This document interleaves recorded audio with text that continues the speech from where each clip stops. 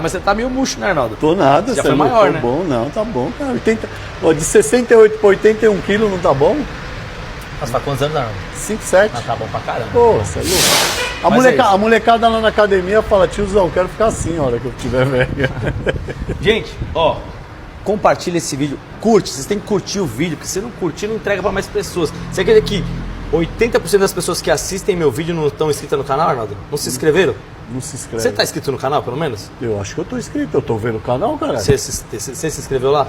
Ô, gente, se inscreve aí, comenta, compartilha e manda aí o que você quer ver na oficina do Arnaldo. Que aí ele me liga, eu venho aqui, ó. Tem alguma curiosidade? Eu vou vir aqui, Arnaldo. Quando tiver alguma coisa aqui, diferente, ó, você vem aqui e me fala. Não sou o mais sábio de todos, não vou falar pra você que sei Mas tudo. é experiente, hein? Não, mas tenho experiência de muito ano. Que eu puder ajudar alguém, ajudo. Ó, eu vim aqui, fiz o vídeo com o Arnaldo, postamos ontem, não sei quando vai sair esse vídeo. Tá bombando, Arnaldo. Bombando. A galera fala que eu não deixo você falar.